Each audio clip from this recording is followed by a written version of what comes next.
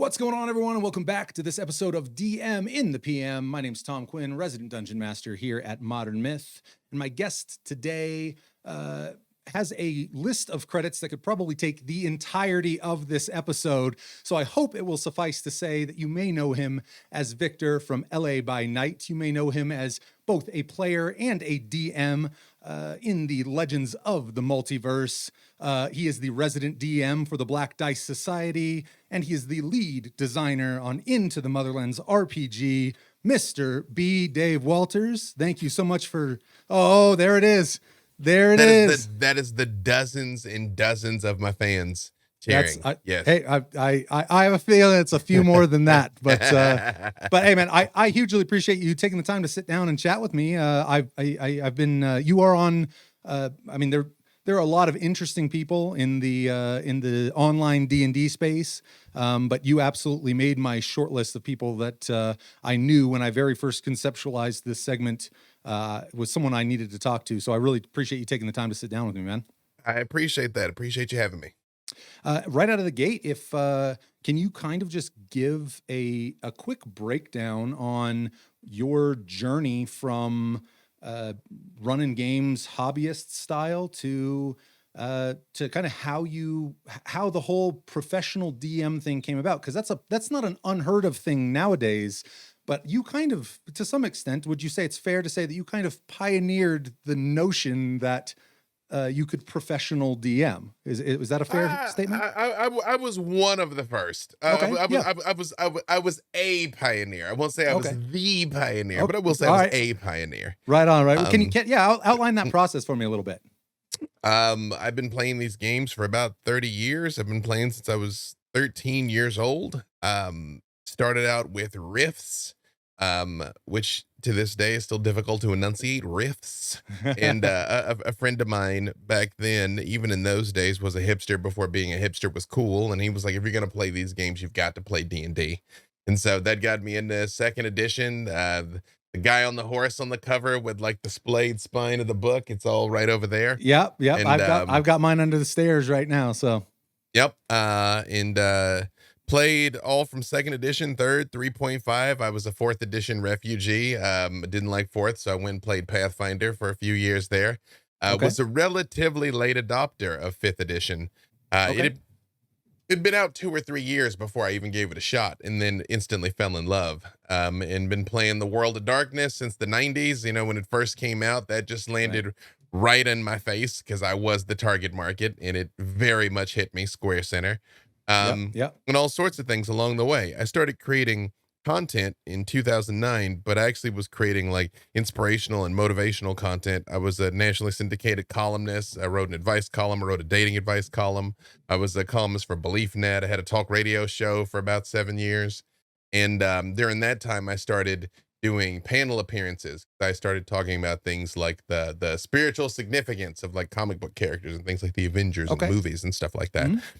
And a buddy of mine, Damien Poitier, called me up one day in March of 2017 and said I had an idea for a show called Ask Your Black Geek Friend. And I said, stop right there, I'm in.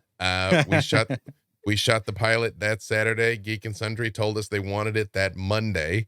They told us they wanted it in March, but the show actually went up in August. Okay. And played in my first game in December.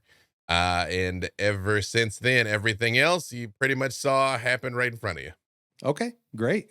And to give anyone at home, I have a feeling that more than a few people who are watching this are already going to be a little familiar with your background. But it always makes my head spin to hear the number at the height of your professional D&D, or I should say professional DMing career.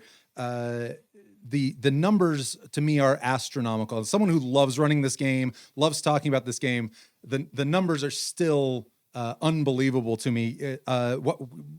Rehash your game schedule for me a little bit there. At the height of my Patreon, I was running about 35 to 40 games a month, and that's not counting the games I played in. So it probably was. So you were having fun on the side. Yeah. Well, no, some of it was still business, but I probably if I was running 40, I probably participated about 45 or 50, and I did that for about Okay. 18 months, and for the record, I do not recommend Yeah, it. I mean, I could see. I mean, even someone who is as integrated and someone with your prowess in the DM chair. Like I said, I love this game.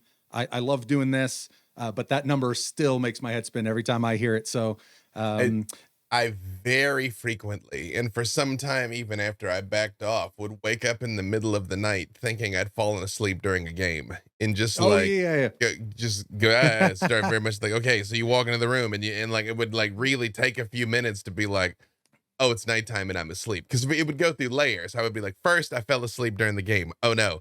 Second, I fell asleep during the game and they just all rage quit. That's why no one's here. Oh, yeah, yeah, and then be like, oh no, it's 3 in the morning and I'm allowed to sleep. Cool, cool, cool, cool, cool, yeah, cool, cool, yeah. cool, cool. Yeah. That would happen a Well, lot.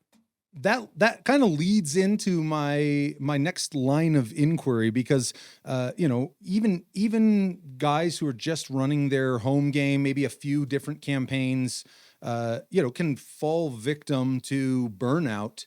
And so my feeling is if someone in that position, if you were employing any tips or tricks to kind of help alleviate that, certainly if you're able to do that with 30, 40, 50 games a month, maybe those would be applicable for the guy who just took on his third campaign and is feeling a little overwhelmed. Did you have any special processes for managing burnout, or was it just the job at that point and you kind of had to clock in and get it done? A bit of both. I think Okay. the number one thing to keep in mind that I think helps combat burnout is remember it's supposed to be a game and a game is supposed to be fun. And some sessions are going to be better than others. Sometimes you're going to feel it more than others because that's just being human. Yeah. If you find you don't feel it 3 or 4 sessions in a row, take a break. You're within your rights to. Yeah. Um, if you're doing this professionally, you might be on the hook for a certain number of episodes in a season, and it just is what it is.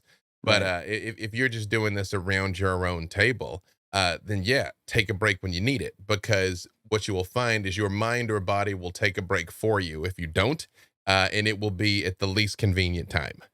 You're no good to anybody if you break down. I remember Right. when I did D&D in a castle the first time in 2019, during 6 sessions in 3 days was just the most tiring, depleting thing ever. You know what I mean? And now I'm like, oh, my sweet summer child. For me, that was Tuesday. Yeah. It's like I joke that I went from like a 10K runner to an ultra marathoner. And Yeah. when we were Yeah. going back this year, because I did 3 rounds this year, and I was like prepared to just be like, I'm gonna show everybody just how easy this is. And then I got COVID right before, so I was coming off of the brain Oh, fog and the mind yeah. haze of Brutal. COVID. But it's still, I could tell that I definitely had gauged up quite a bit. But yeah, just the endurance comes with time at the table. The burnout Right. comes. I mean, also, remember that you can switch it up. You can switch campaigns if it starts to feel routine. It probably is. People talk about like there's such a recurring joke about like, oh, campaigns fall apart and you can't get with everybody's schedule. Ha ha ha. And I'm like, yeah, you can. Like if you're doing something that is worth people's while, they will be there. I had Right. people getting up at 2, 3, 4 in the morning from all over the world to come and play games with me. People doing it on their birthdays. I mean, if you're doing something that is worthwhile, and of course things happen, time and tide. You can't help if you're caught in traffic or you get a flat tire, you got to work late. It is what it is. But if you consistently find you're having trouble getting people to show up, you only need to look in the mirror. Yeah. Yeah. And I love that advice because I think it's probably a tough pill for some people to swallow if they are having a hard time with it. But it's not said maybe near often enough that that the symptomatic nature of those scheduling issues may well be tethered to the level of interest that your table has in what is transpiring. Uh, in your collective imagination. So I think that's phenomenal advice.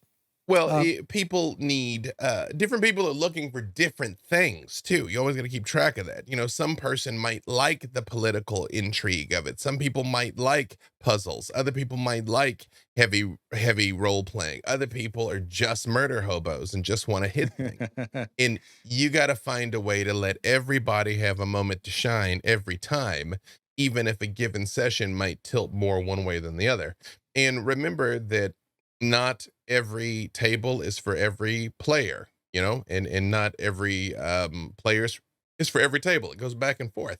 You might be right. telling an absolutely astonishing dark fantasy story set in the Feywild, but if they wanted Spelljammer, you know, fighting mind flayers in space, and Right. you're telling a story about, you know, the courtly intrigue of a Fey domain, even if you're doing a great job, if that's not what they're looking for, you've already got a problem. What I will say Right. Right. also, a thing that just helps engagement in general is when you're setting a scene or making a description, involve the people. Be like, you tell me what it looks like when you defeat this enemy. You come into this room and it's terrifying. You tell me what it looks like.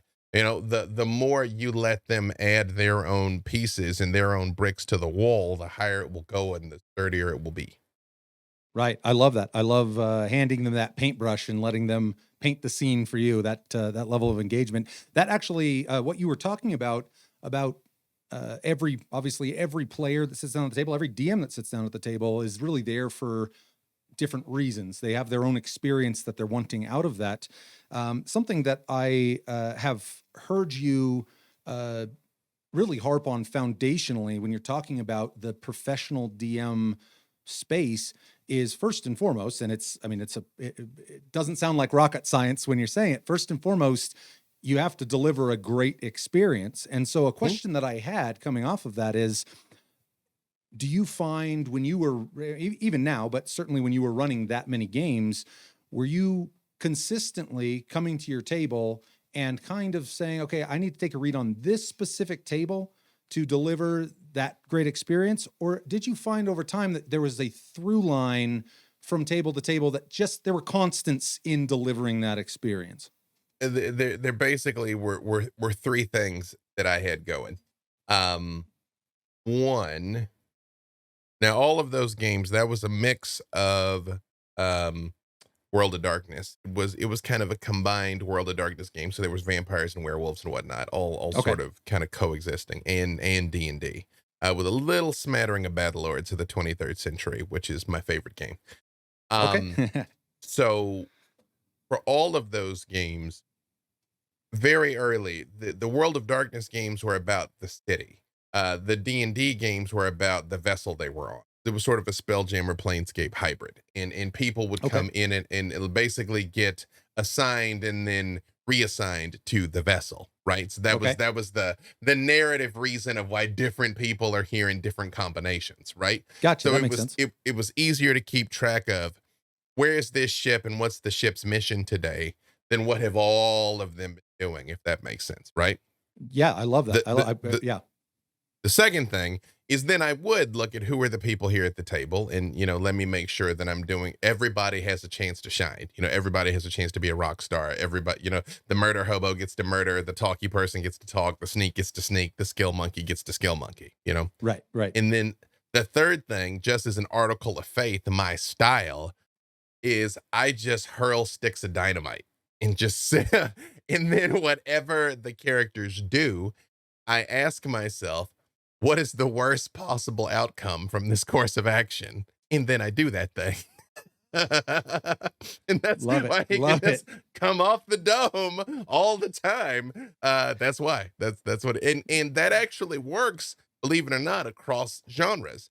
Because you can ask yourself what's the worst that is going to happen and do it and have it be a horror story. You can also ask yourself what's the worst that's going to happen and do it and it's a comedy. So it's all in how you Right. Right. in the execution. Right, right. No, I love that, and yeah, I really was curious from other interviews that I've seen you do, from other um,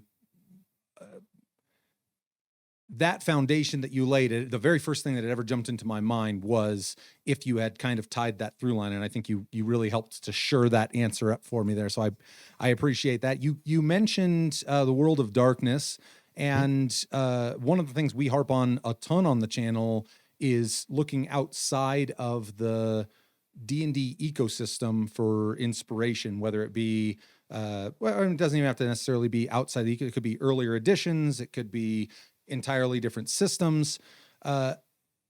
Beyond the World of Darkness series, or including World of Darkness series, are there identifiable things in other systems away from D&D that you found yourself naturally bringing to your 5th edition tables? I mean, elements from again, really any other system. I know how familiar and competent you are in the World of Darkness space. So I'd be really curious to know if you graft some of those things in, or you try to keep D&D pure to 5th edition and let those other things be those other things. First, I apologize because I have a sneeze that is coming. So if I suddenly go silent, it's because the sneeze finally arrived. For me,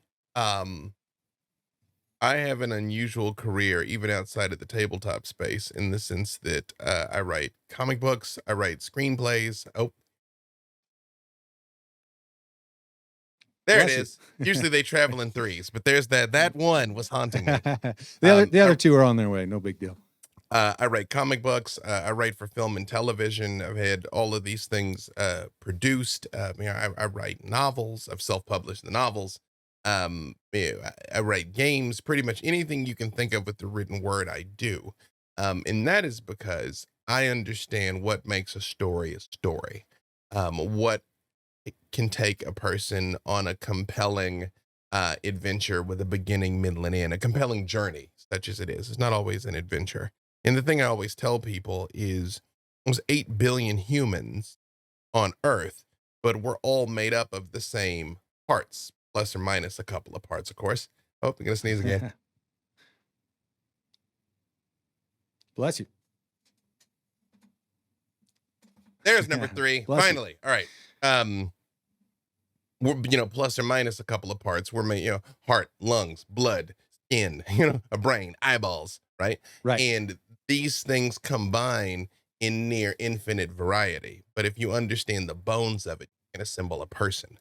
So because I understand the bones of a narrative, it is not difficult to transfer from system to system, even though a given system approximates some things better. Like we're working on Into the Motherlands right now. And that's one of the questions that we had to ask from the very beginning. It's like, what is this system supposed to simulate? Like D&D is a really great combat system. It is fairly lacking as a social system. Vampire and the World of Darkness are almost exactly opposite. They're really great for skills and social stuff, less so for combat, which is wild because a lot of fighting takes place. But that it's not really that great for it, because D&D hasn't completely shook its war game roots. I don't think it ever will, or honestly, I don't necessarily know that it has to. But when you understand that it was a grid combat game first, in the narrative stuff second, a lot of things about the game start to make a lot more sense. What I think is the strength of some other systems is not even so much in how the dice roll. Although, I love the World of Darkness storyteller system because D&D is an explicit system. You can do what it says you can do, and you cannot do what it does not say you can. The storyteller system is an implicit system. You can try almost anything. You say what your intent is, and then the storyteller tells you what to roll, and then you decide together whether you've done it or not. A lot of times people that play D&D, especially who have never done it before, say things like, I'm going to kick in the door and I'm going to swing on the chandelier and I'm going to flip down and then I'm going to shoot the guy. And it's like, you will not do all of those actually, but I understand your intent is to be flashy and shoot that guy. Okay. Then maybe I flavored where you can roll acrobatics and then roll your attack and we'll just see how flashy you are, something like that. Right. I think the number one value, though, what I've seen at the World of Darkness is especially for newer players, since it is this world. Um, it is the world we exist in. The gas station on the corner is there. The movie theater's there. Town hall is there. The only Right. difference is 30% of the people are monsters, and so are you. And action. Um, so people can ease into that very quickly. When a new person is learning D&D, there's what I call a lot of filters that you kind of have to move through to get down to a real emotional reaction. You know, it's like, oh, I'm an orc. Okay, I got to keep track of what an orc is. I'm a paladin. Okay, I live in Waterdeep, fantasy New York. That's cool.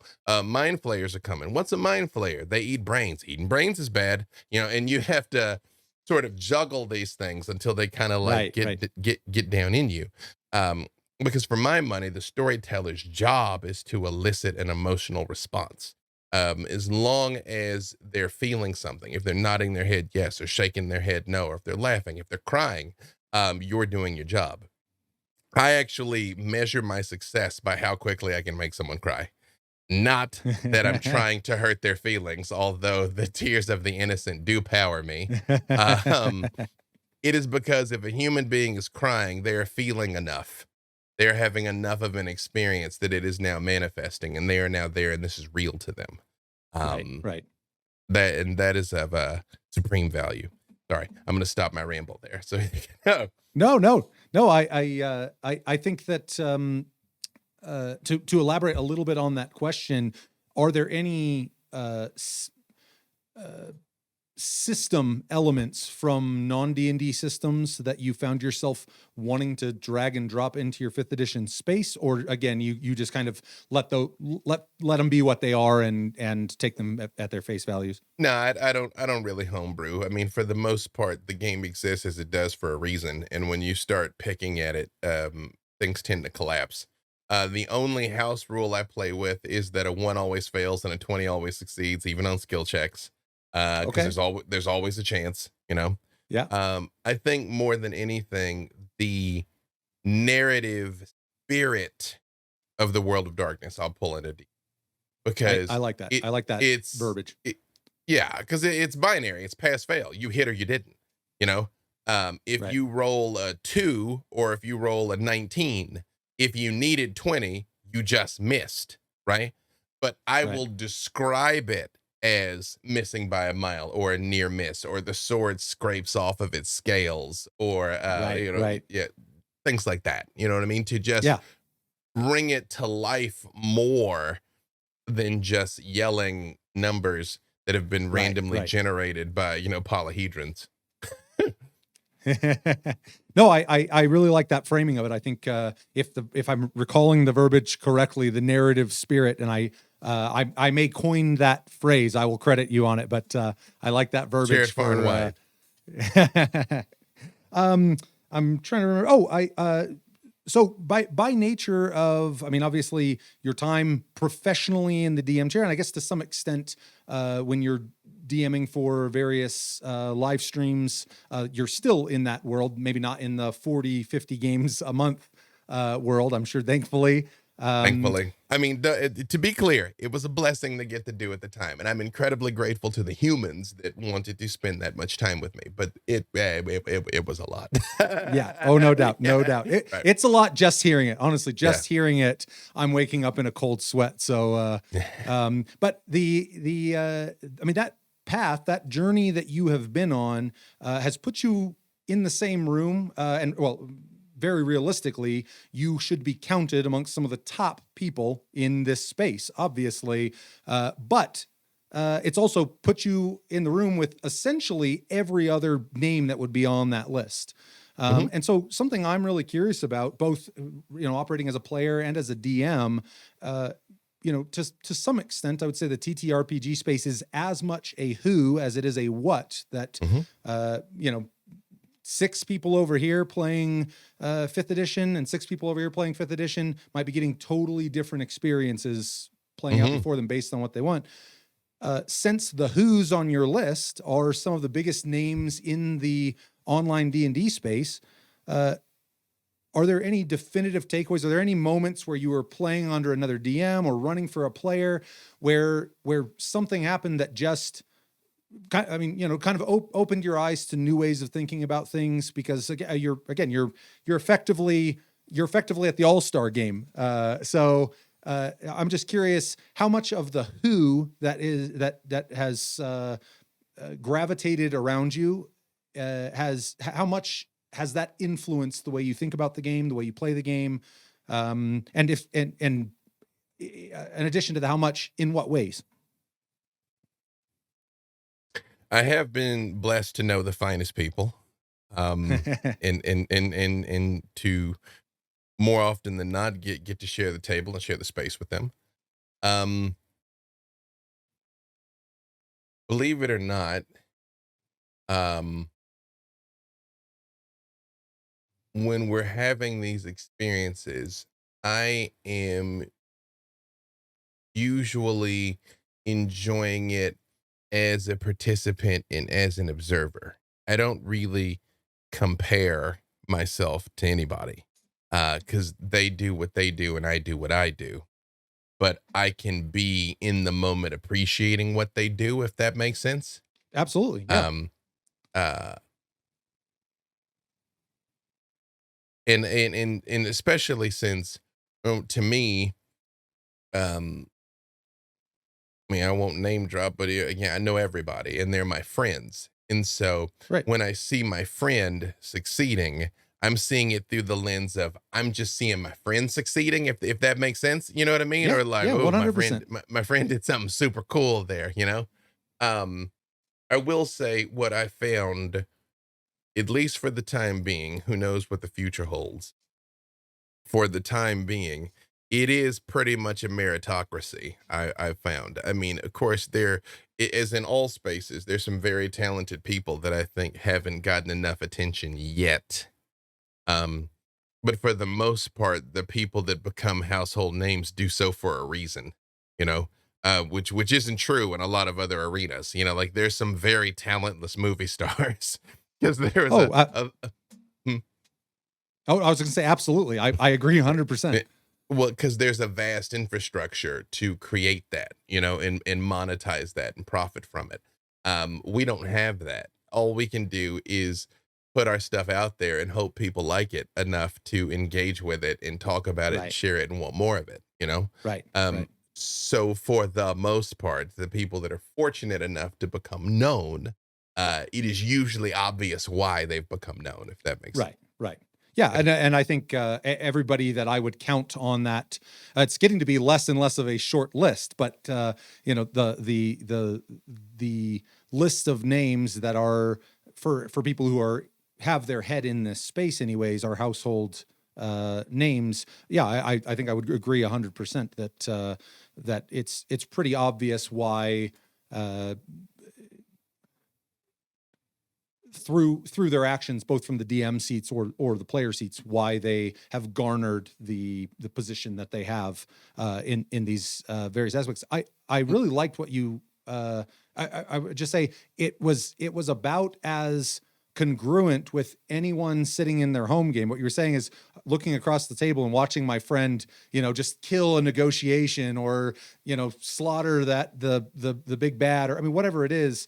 It's cool to hear that, regardless of if you are sitting with the biggest names in the game, or if you're a third session in and you're looking across at your buddy do something awesome, that does not fade as you move into that echelon. So that's cool to No, hear.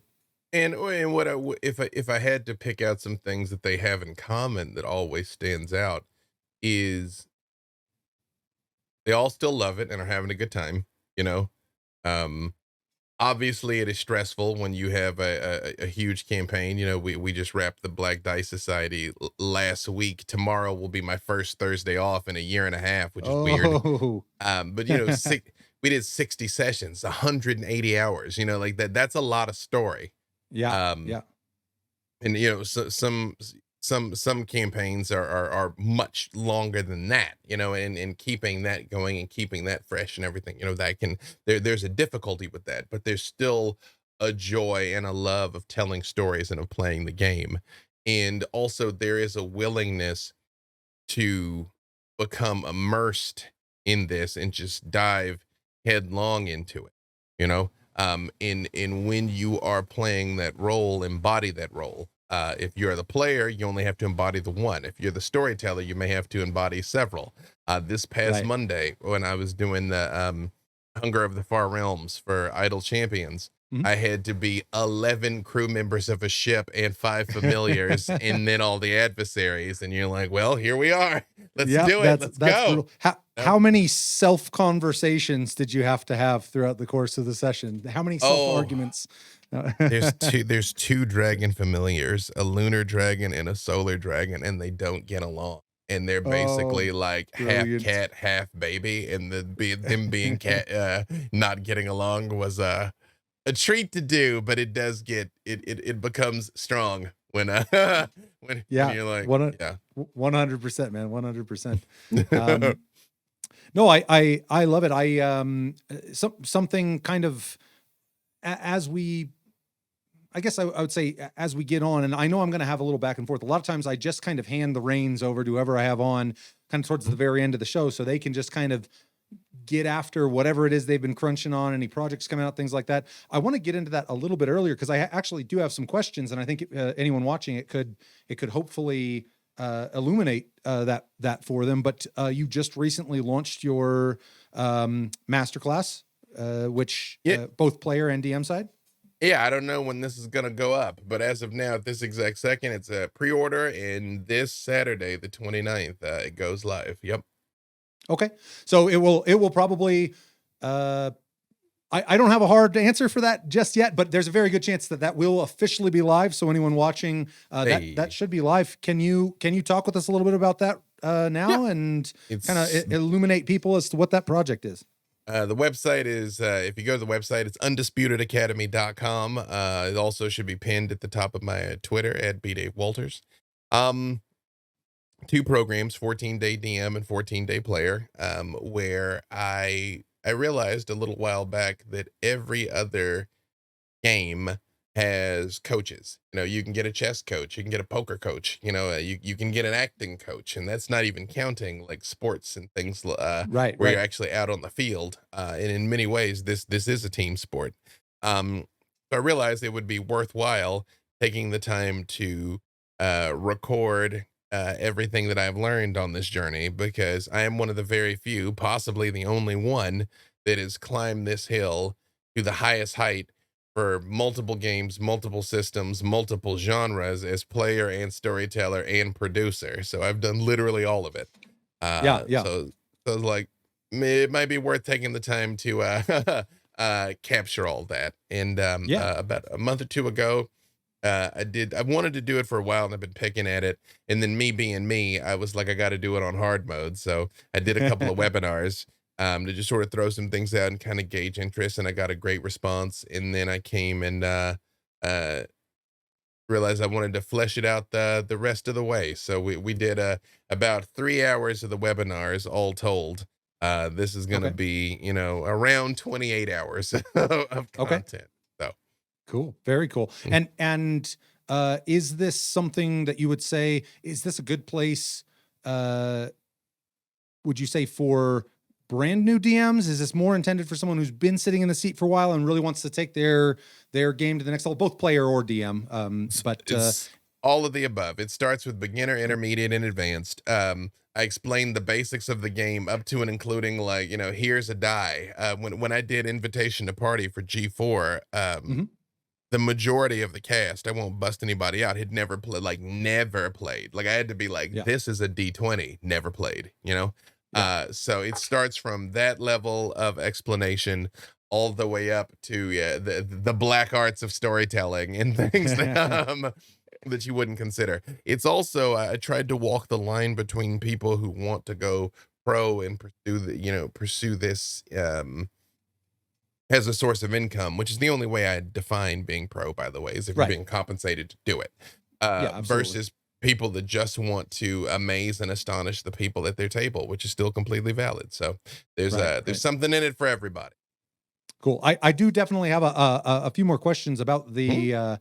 the masterclass, but I wanted to tangent there real quick because I know, and there aren't that many people out there who espouse a true love for high level D&D. Pushing into the god sphere of D&D. Yeah, And man. I don't want to kick that dead horse because I know you've talked about that with a number of other people. But just coming off of what you were saying about players who you're having to explain the dice set to them, Mhm. because you do enjoy the high tier so much.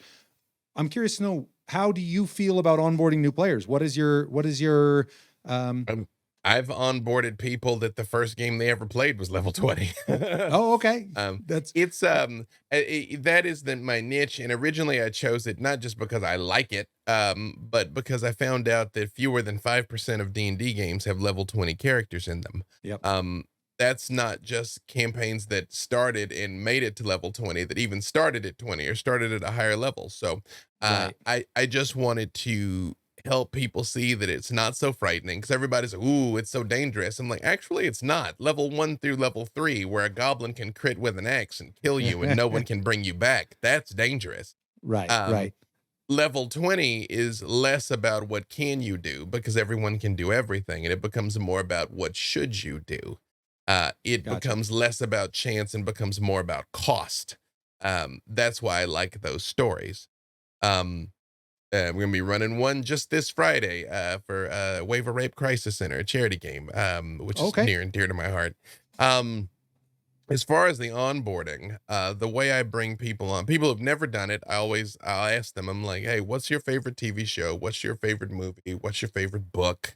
How would you like to live it? That's the introduction yeah, to role playing. When somebody has never played before, I usually keep it very, very rule light. Um, just and that is the value of starting at a lower level, is the fact that you have less options, is a double-edged sword. There's less things you can do, but there's also less things for you to keep track of. The right, the right. numbers are smaller, less math. It's more likely to have to fudge a dice roll so that goblin doesn't ice them in the first round of combat. It's a hell of an And introduction. and I'll ask them things like, just, well, what would you like to do? It's like, well, I'd like to attack them. And then a lot of times it'll be like, okay, well, you're a paladin. That means you kind of can do this and this. Which would you like to do? And they're like, oh, I'd like to do that one. And I'm like, great, roll this one die. And I'm like, okay, oh, I actually rolled a natural 20. Hey, first paladin smite. Hey, there you I go. know, I know About to paladins go get Nova. smited level 2. Don't come at me. But and just get them into the feel of it and get them to do Yeah, something fun and get them to do something cool. You know what I mean? And yeah, not let 100%. it get bogged down by the crunch. I Right. think for everybody, every time, to tell you the truth, but especially newer players, the thing that you want is just that bombardment of serotonin that comes with having won at something. Yeah. And Yep. and then as they play more often, the stakes become higher and the victory becomes more difficult, but because of that, the victory is that much sweeter when it comes. Right. Because Right. one of the things about D&D that, again, is a different from a game than, say, like Outbreak Undead, is D&D has an expectation of success. It is possible to have a TPK, of course, but for the most part, if you encounter the ogre, you can beat the ogre for the most part. Right. Other games, like, again, like Outbreak's not like that. Just because you see that, like, tentacle monster, you should probably run for your life. Like Call of Cthulhu, same way. You know what I mean? It's Right. like, Right. yeah, yeah. Don't go over there and try and throw hands with any teeth you see emerging from the shadows. Yeah. Gotcha, 100%. And I didn't want to derail you too heavily from, Mm. again, we were talking about the masterclass, but you mentioned that, and I was just really curious, what your specific thoughts were on that low end, seeing as I know you had been vocal about your enjoyment being in that high tier space. So I was just curious coming off of that. So, but I'm sorry, continue if you had any more that you felt was important to convey about the masterclass for anyone listening who's thinking maybe they want to take that game to the next level.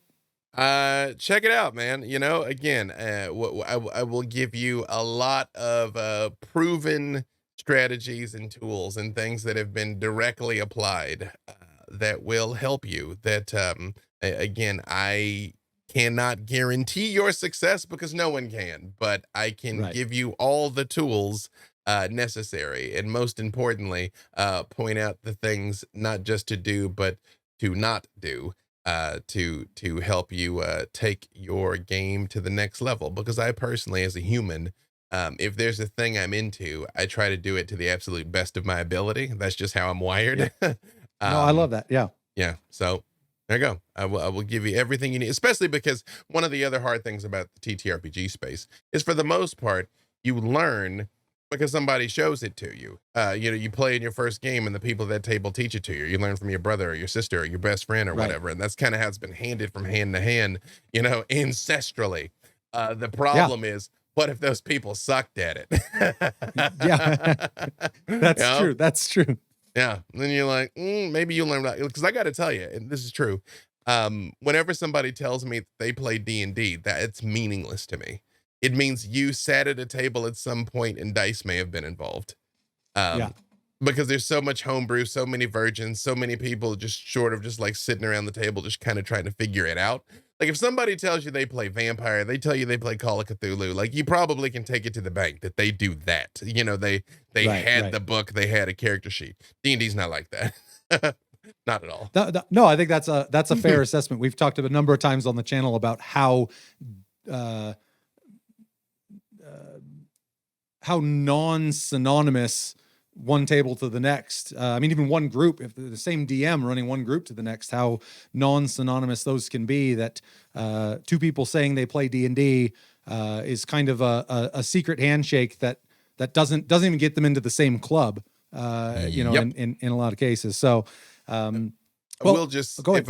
if a person is like, I still play 3.5, like, then I might believe them. You know what I mean? I'm all like, Yeah. the right words type thing. A lot of people are like, I play D&D, and then we sit down and I'm like, oh, you're playing 3.5. Got it. Right. Gotcha. Well, man, I don't know if there's a huge amount more that I had. Like I said, I hugely appreciate you being able to take the time to sit down and talk with me, give us some insights through the lens, and certainly, I think the masterclass, if ever there was someone who has run that information through the crucible of what you have described on your journey so far, I think you're the man for it. So. I'm really excited to see what comes of that. I'm sure there's many people who are going to catch this who are equally so. I will make sure that for everything that we've discussed, your social media, all of that, links that end up down in the description so they can get. And also, if you would be so kind as to provide me the links for your charity game, I'll make sure that those get down in the description as well. Yeah, absolutely. But beyond that, man, I think we have a little tradition here on Modern Myth. We sign off all of our videos with the phrase, "The world is yours." And when I have a guest on, I will often ask them to give me the most, in this case, B. Dave Walters version of "The world is yours." So I'm going to take us out here real quick. And would you be able to aid me in this process, sir? I would. My all-time favorite rap group is Wu-Tang Clan. In many ways, Wu-Tang has defined my my life in many ways, and a lot of the decisions I made, and I am where I am today because of that. And they've got a song called "It's Yours," and that is what it's about. So, yeah, I'll give it to you in the style of the Wu-Tang Clan. Okay. Well, in that case, we thank you guys so much for joining us this time. Until next time. It's yours. The world in the palm of your hand. It's yours.